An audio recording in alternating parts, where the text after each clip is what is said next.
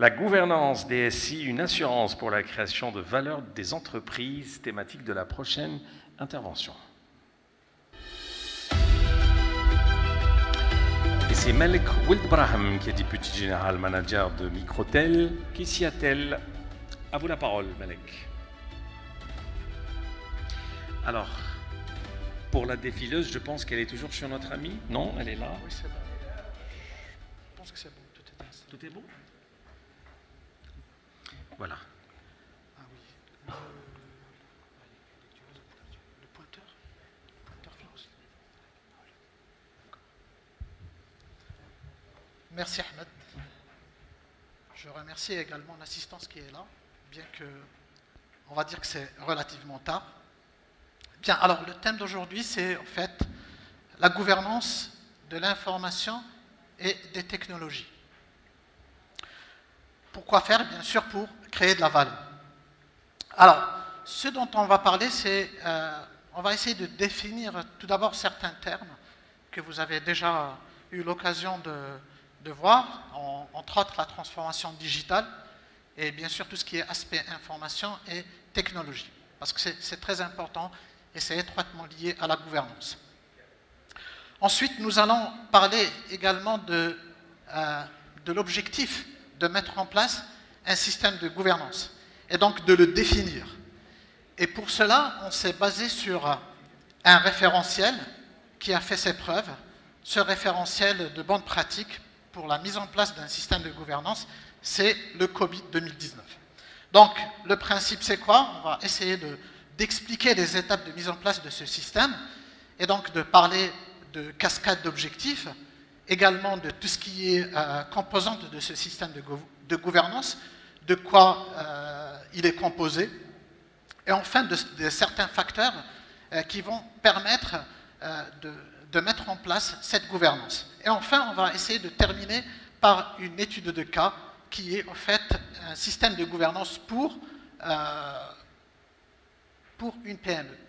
Alors, transformation digitale, c'est l'un des objectifs de la plupart des entreprises actuellement.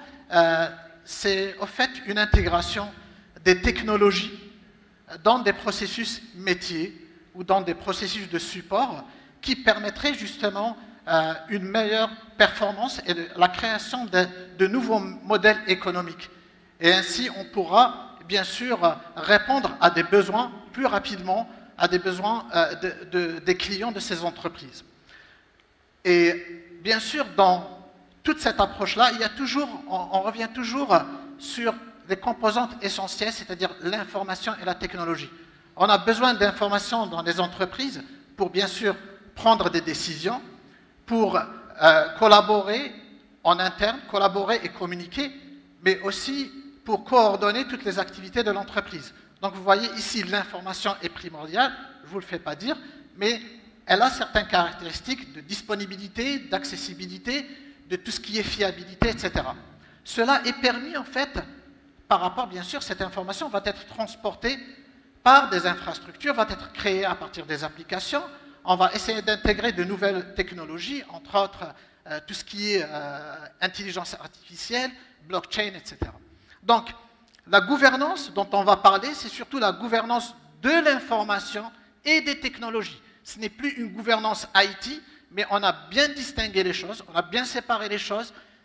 On parle de gouvernance de l'information et des technologies.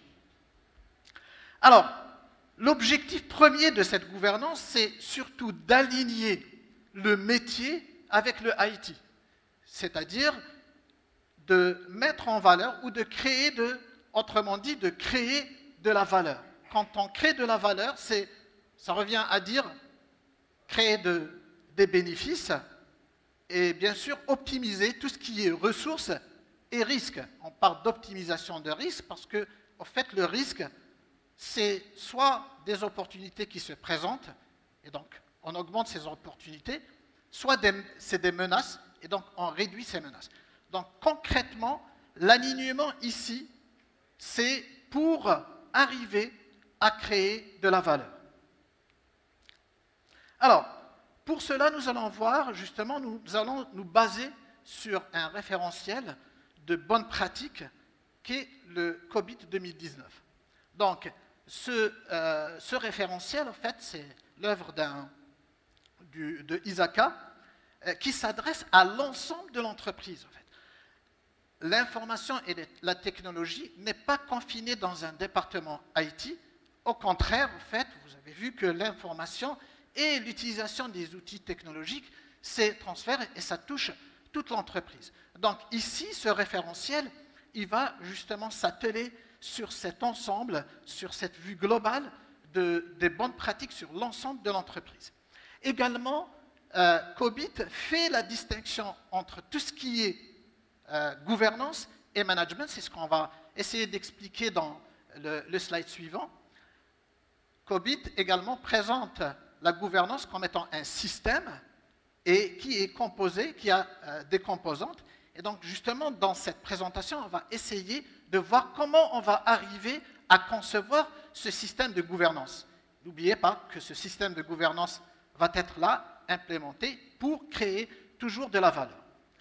Enfin, le système, en fait, le référentiel, il va essayer justement de nous donner certaines idées, certains facteurs de conception pour nous faciliter la tâche et arriver à ce système de gouvernance.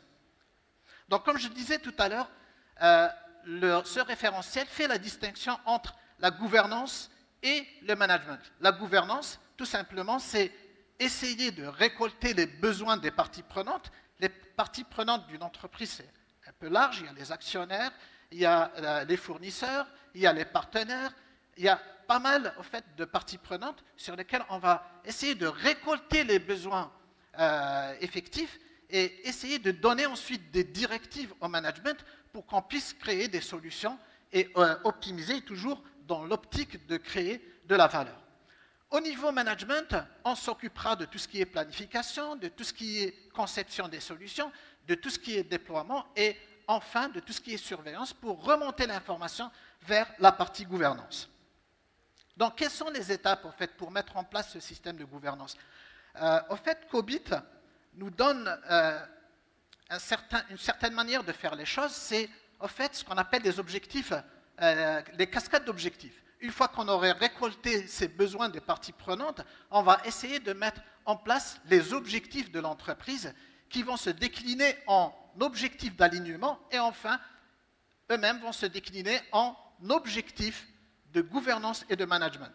Et c'est ça qui nous intéresse maintenant, c'est d'arriver à ces objectifs de gouvernance et de management. Les objectifs d'entreprise, en fait, COBIT les présente sous un nombre de 13. 13 objectifs, et bien sûr, chaque entreprise va essayer de se positionner par rapport à ces objectifs, entre autres, par exemple, tout ce qui est développement de nouveaux produits et de services, ou bien, par exemple, la qualité d'information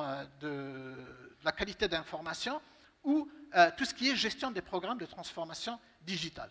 Donc, en nombre de 13, ces mêmes objectifs vont se décliner en alignement business. Dans l'alignement business, qu'est-ce qu'on va retrouver? On va retrouver en fait le lien entre la technologie et ses objectifs entreprises. Entre autres, par exemple, la qualité de l'information financière liée à la technologie.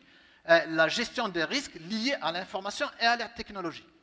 Une fois qu'on aurait fait le mapping entre les objectifs entreprises et les objectifs d'alignement, on arrivera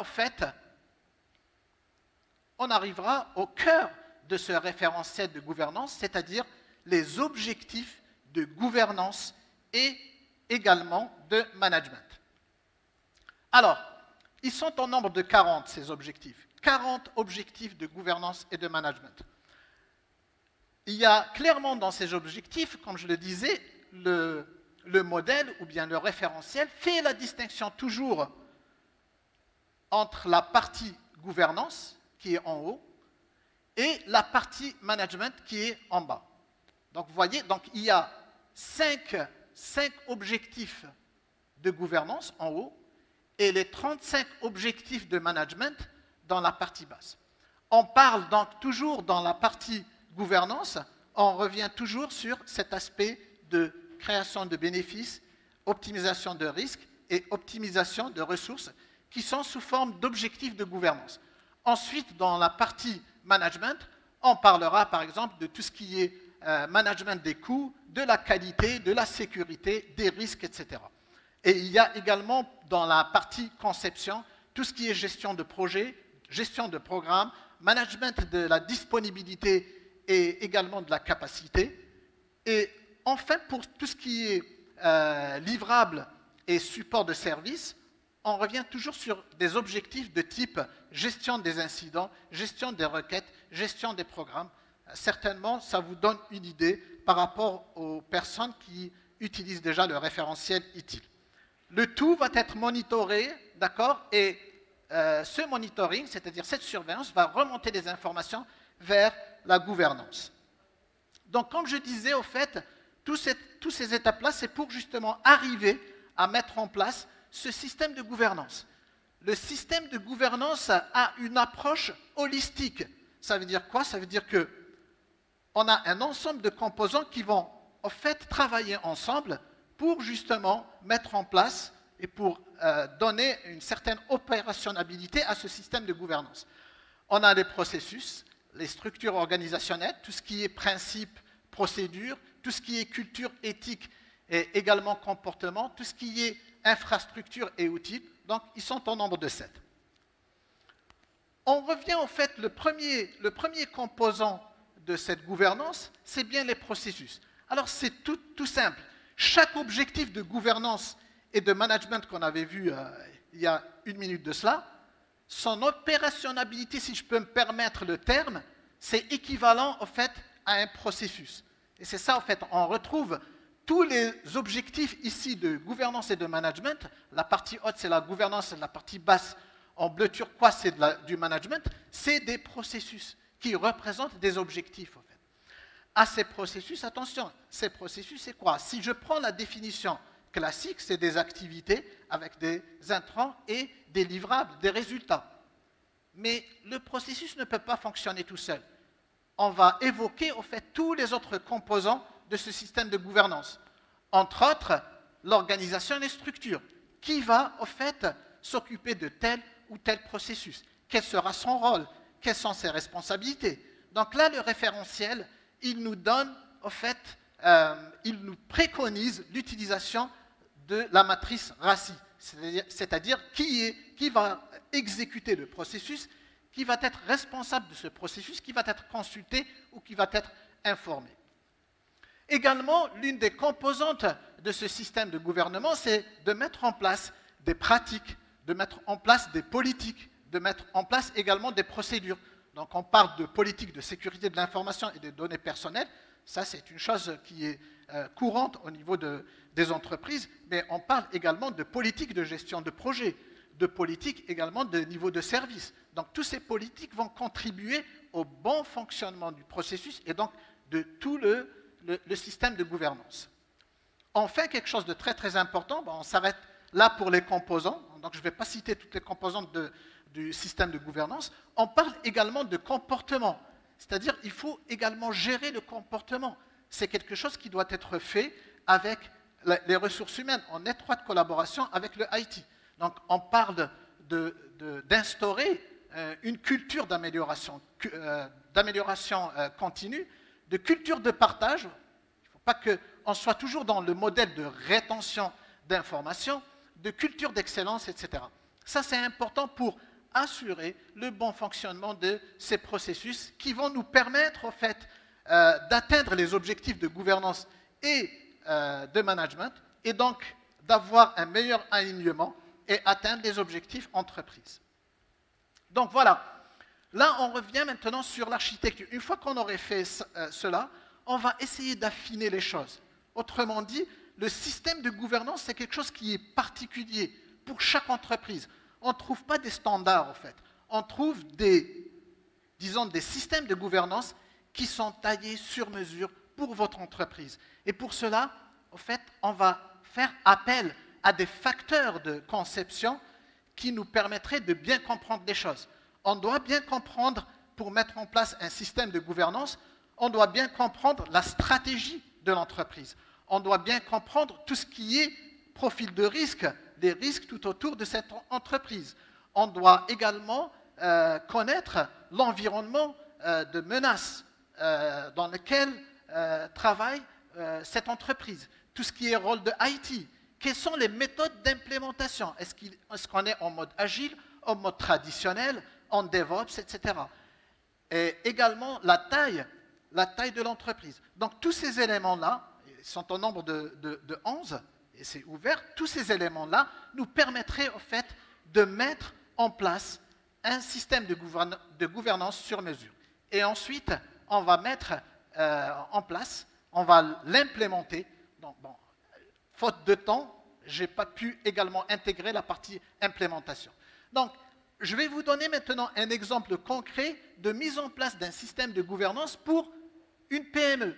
Donc là, quand on parle de gouvernance et de management, on a toujours cette idée que ça concerne les grosses entreprises. Mais en fait, vous allez voir que toujours ce système de gouvernance peut être conçu pour n'importe quelle taille d'entreprise.